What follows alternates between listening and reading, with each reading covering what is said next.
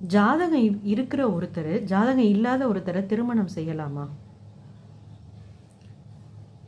ஒன்று தெரிஞ்சு வச்சுக்கோங்க, சமமாக இருக்கிறவங்க பந்தம் வச்சுக்கிறது பேர் தாங்க சம்பந்தமே. கல்யாணம் தனக்கு சமமான ஒருத்தராக தான் கல்யாணம் பண்ணிக்கணும். அது என்னது அது சமம் அப்படின்னா, வெறும் படிப்புலேயும் அழகுலேயும் அந்தஸ்துலேயும் மட்டும் பார்க்காம அறிவிலும் நம்பிக்கையிலும் ஞானத்திலும் பழக்க வழக்கத்திலையும் கலாச்சாரத்திலையும் சமமாக இருக்கணும்.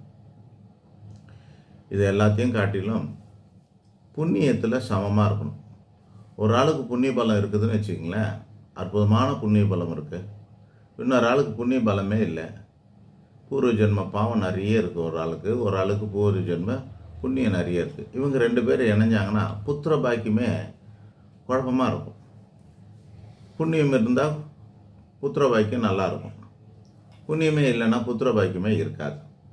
அப்போது மேட்ச் ஆகாது, அது பேர் டிஸ்மேட்ச். அவங்களுக்கு பொருந்தாத ஒரு ஆளுக்கிட்ட கல்யாணம் பண்ணிட்டாக்க குழந்தை பிறக்காது, பிறந்தாலும் பிரச்சனையாக இருக்கும். அந்த குழந்தையால் பிரச்சனை இருக்கும், அல்லது குழந்தையே மர்மமான முறையில் பிறக்கும், இப்படிலாம் சொல்லுவாங்க. அதனால விதின்றது என்னென்னா, பொருத்தங்கிறது என்னென்னா, ஒருத்தருக்கு எப்படி இருக்கோ இன்னொருத்தர் அப்படியே இருக்கணும். ஒருத்தருக்கு தோஷம் இருந்தால் இன்னொருத்தருக்கு தோஷம் இருக்கணும். ஒருத்தருக்கு செவ்வாய் தோஷம் இருந்தால் இன்னொருத்தருக்கு செவ்வாய் தோஷம் இருக்கணும். ஒருத்தர் நாகதோஷம் இருந்தால் இன்னொருத்தருக்கு நாகதோஷம் இருக்கணும். ஒருத்தருக்கு புத்திரதோஷம் இருந்தால் இன்னொருத்தருக்கும் புத்திரதோஷம் இருக்கும். ஒருத்தருக்கு திருமண தோஷம் மாங்கல்ய தோஷம் இருந்தால் இன்னொருத்தருக்கும் அந்த மாங்கல்ய தோஷம் இருக்கணும். அப்படி இருக்கிறவங்க தான் மேட்ச் ஆகும். இப்போ இந்த கதை எதுக்கு சொல்கிறோம் அப்படின்னா, ஒரு ஆளுக்கு பொருத்தம் பார்க்கணுன்னா அவங்க ஜாதகமே இல்லாத இருவரை கல்யாணம் பண்ணிக்கலாம், தப்பு இல்லை. ஜாதகமே இல்லாத ஒருத்தர் அவங்க பேர் பொருத்தம் பார்த்து கல்யாணம் பண்ணிக்கலாம்.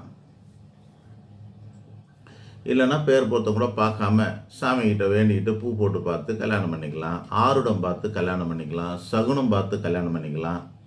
இதெல்லாம் உண்டு.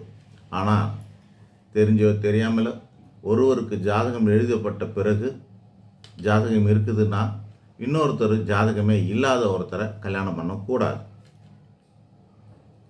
அது பொருந்தாது, அது அபத்தமானதாக மாறுறதுக்கே வாய்ப்பு அதிகம் உண்டு. காரணம் என்னென்னா, இப்போது உங்கள் அம்மா அப்பா யார் அப்படின்னு கேட்டாக்க அவங்க பேரை சொல்கிறாங்கன்னு வச்சுங்களேன்.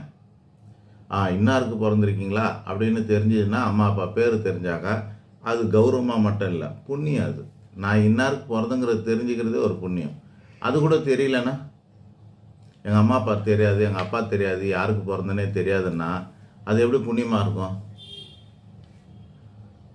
ஏதோ புண்ணிய